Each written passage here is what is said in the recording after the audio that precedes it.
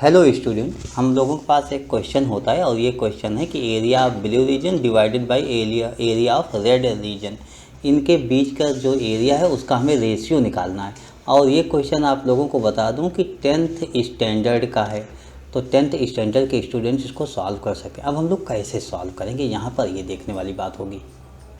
देखिए, सबसे पहली बात हमें एरिया ऑफ ब्लू रीजन निकालना है। ब्लू रीजन सबसे पहले हम इसका नाम नोट कर लेते हैं अलग अलग तरीके से। जैसे मैं A B C D E F ऐसे मैंने कुछ नाम नोट कर लिए, तो इससे क्या होगा, हमें कैलकुलेशन करने में ईजी होगा। अब हम क्या करते हैं, D से AF पर परपेंडिकुलर ड्रा कर देते हैं ऐसे, और यहाँ पर लिख लेते हैं N। क्या देखते हो आप, ऐसे अगर मैं देखूं तो आपके पास दो ट्रायंगल हो गया। एक ट्रायंगल तो ये हो गया पूरा कंप्लीट, दिस ट्रायंगल आपके पास हो गया, ये पूरा ट्रायंगल एक कंप्लीट हो गया। और दूसरा ट्रायंगल आपके पास ये है जो यहाँ तक है, यानी आपके पास triangle FND and triangle FAB हो गया। और अच्छी बात यह है कि अगर आप देखोगे तो दिस एंगल के इक्वल हो जाएगा, और ये एंगल इस एंगल के इक्वल होगा, दिस एंगल के कॉमन हो जाएगा। इसका मतलब यहाँ पर सिमिलैरिटी आ रही है। तो सिमिलैरिटी आ रही है, आप ऐसे कह सकते हो ये लाइन इस लाइन के पैरेलल है, तो बाई BPT भी आप यूज कर सकते हो। FN हम ऐसे लिखेंगे, FN divided by FA equal to, देखिए FD हम लिख लेते हैं, लेकिन हमें FD का कोई विशेष रोल नहीं है, अपॉन FB इक्वल टू, यहाँ से हम लिखेंगे ND डिवाइडेड बाई AB। ये नोट कर लेते हैं, हम सबकी वैल्यूज पुट कर लेते हैं। FN की वैल्यू आपके पास होती है 2 प्लस, देखिए 2 प्लस EN, अगर हम इसको B लिख लें तो थोड़ा इजी हो जाएगा, या A लिख लेते हैं, तो 2 plus A upon FA total value हम देखें तो 2 + 1 3 हो जाएगा, इक्वल टू, इसकी वैल्यू हमें नहीं मालूम है, नहीं लिखते हैं। ND की वैल्यू हम लिख सकते हैं, ND की वैल्यू ये हमें वास्तव में यहाँ से तो नहीं मिल रही ND की वैल्यू, तो हम ND निकालने के लिए यहाँ पर क्या करते हैं, यहाँ से परपेंडिकुलर ड्रा कर देते हैं। इसको अगर उसको A लिखा था तो इसको B लिख लेता हूँ। अब हमारे पास ये टोटल 2 - B हो जाएगा, तो 2 - B ND हो जाएगा, अपॉन AB की वैल्यू लिखना, ये 2 हो गया आपके पास।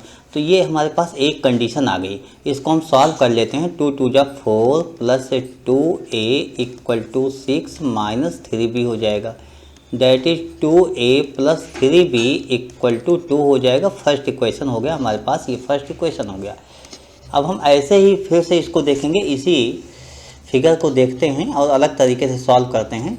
अब हम क्या देखते हैं, यहाँ से जब ट्रायंगल की बात देखना शुरू करेंगे तो हम इस ट्रायंगल को देखेंगे, ट्रायंगल CD, और इसका नाम लिख लेते हैं M, triangle CDM and triangle, देखिए CDM ये हो गया, और इसी तरीके से आगे जाके CEA हो जाएगा, CEA, इसमें भी ये लाइन इस लाइन के पैरेलल हो जाएगी। आप ये कह सकते हो कि DM जो है वो पैरेलल है AE के।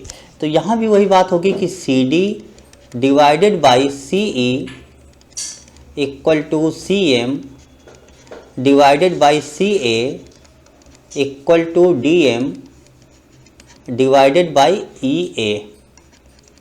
अब हम सबकी वैल्यूज यहाँ पुट कर लेते हैं। CD एंड CE ये वैल्यू हमारे पास नहीं है, इसको हम नहीं पुट कर सकते। अब CM हमारे पास है, CM ये है, ये that is 1 + B upon CA total 2 + 1 3 equal to DM हमारे पास ये, दैट इज दिस को हमने A लेट किया था, तो ये टोटल हुआ था 1 - A हो जाएगा, 1 - A upon EA that is 1, ये 1 हो जाएगा। इसको भी सॉल्व कर लेते हैं, 1 + B इक्वल टू 3 - 3A। तो यह इसको हम अगर सॉल्व करते हैं तो ये हो जाएगा 3A + B equal to 2, this second equation हो गया। अब हम ये दोनों इक्वेशन सॉल्व कर लेते हैं। सेकेंड इक्वेशन को मल्टीपल कर लेते हैं 3 से, तो 9A + 3B equal to 3 × 2 = 6 and this equation ऐसे नोट कर लेते हैं सिंपल सा, 2a plus 3b equal to 2, minus कर लेंगे तो ये माइनस माइनस हो जाएगा, कैंसिल हो जाएगा, 9 minus 2 7a, 6 minus 2 4, a equal to 4/7 हमारे पास वैल्यू आ गई। तो a की वैल्यू आपके पास 4/7 आ गई एंड a की वैल्यू सेकंड में पुट कर लेते हैं, इसमें a की वैल्यू हम जिसमें पुट कर लेते हैं तो ये हमारे पास हो जाएगा 3 into 4/7 plus b equal to 2, b equal to 2 minus 12/7, 7 2 जब 14 माइनस 12 2/7 हो गया b की वैल्यू। अब हमारे पास a और b दोनों वैल्यू आ गई।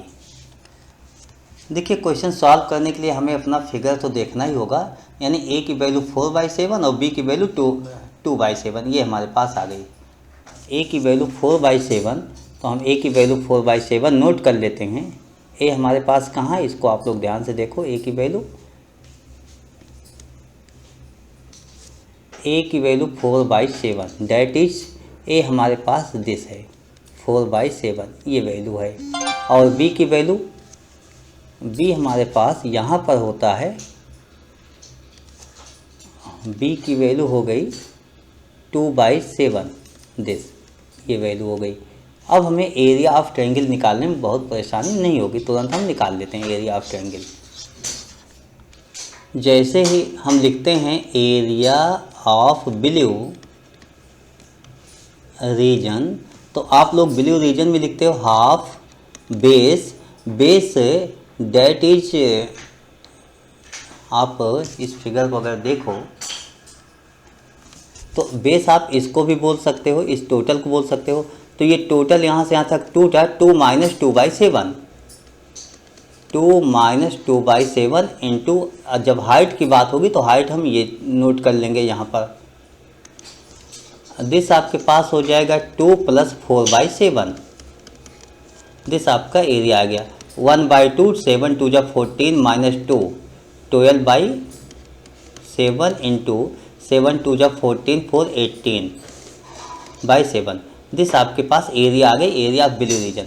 एरिया ऑफ रेड, जब आप रेड की एरिया निकालोगे वहाँ भी यही हाफ इंटू बेस, बेस का मतलब हुआ कि 1 प्लस 2/7, 1 प्लस 2/7 हम इसको बेस बना लिए, तो परपेंडिकुलर हमारे पास दिस होगा, इसका मतलब हुआ ये 1 से आपका 4/7 माइनस हो जाएगा, 1 minus 4/7, half 7 plus 2 9/7 into 7 minus 4 3/7। दोनों की एरिया में रेशियो निकालना है, इसका मतलब हमें डिवाइड करना है, तो हम डिवाइड कर लेते हैं area of blue divide by area of red. देखिए ब्लू की area half into 12/7 into 18/7 whole divide by 1/2 into 9/7 into 3/7 हो गया। हम इसको कैंसिल आउट कर लेते हैं। देखिए 2 7 7 ये तो टोटल आपका कैंसिल हो गया, 9 2 जा 18 हो जाएगा, 3 4 जा 12 हो जाएगा, 4 2 जा 8, 8:1 ये आपका आंसर आ जाएगा। तो यही आपका आंसर आ गया। इस तरीके से मुझे लगता है कोई प्रॉब्लम नहीं होनी चाहिए, आपको पूरा क्वेश्चन समझ में आ गया होगा। अगर इसके बाद भी कहीं डाउट्स होता है तो आप मुझसे डिस्कस कर सकते हो। Okay, thank you, bye.